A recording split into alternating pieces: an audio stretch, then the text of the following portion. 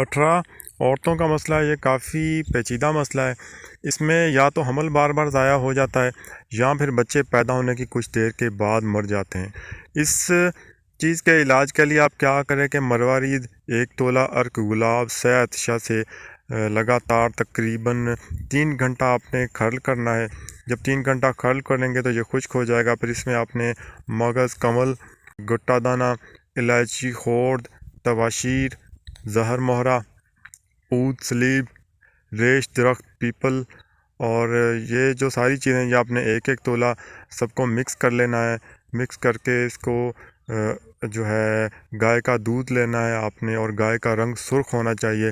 इस दूध में आपने इसको 3 घंटा तक खर्ल करना है। 3 घंटा खर्ल करने के बाद ये जब गोलियां बनाने की तरह इसका क़्वाम बन जाएगा तो आपने इसको जो मसर का दाना होता है, मसर की दाल का जो दाना होता है उसके बराबर आपने इसकी गोलियां बना लेनी है।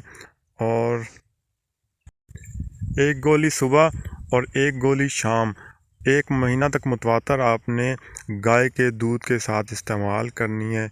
और जो तमाम तेज़ गर्म चीज़ें होती हैं उनसे आपने परहेज़ करना है।